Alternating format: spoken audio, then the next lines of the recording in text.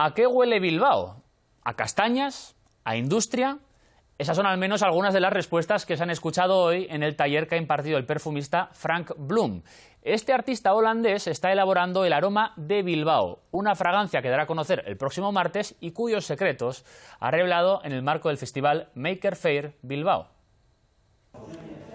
Óscar es profesor y es uno de los participantes del taller del artista Frank Bloem. Egin dugu gure lehenengo perfumea. Nahaztu, zelan esentzia bakoitza ezberdina da. Dice haber descubierto un nuevo mundo aromático. Errealitatea presatzeko bestera bat, ezta? Gelditu egin behar garela eta usaimenari bere garrantzia eman.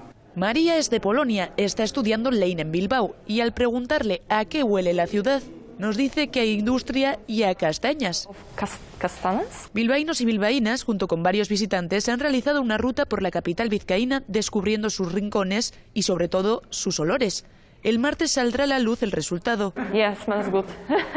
Bloem lleva 6 años en la perfumería y toda una vida en el mundo del arte. Los ha fusionado y nos dice que nuestro olor puede decir de nosotros mucho más de lo que creemos. We don't have a lot of words to describe smell. For me, always smell comes to life when you can tell a story. De hecho, él es conocido en su país de origen, en Holanda, por ser capaz de diferenciar hasta si una persona es vegetariana o no por su aroma. The hair of the people and the shoulder. Hoy recogerán más muestras e historias que ultimarán el nuevo perfume, el aroma de Bilbao.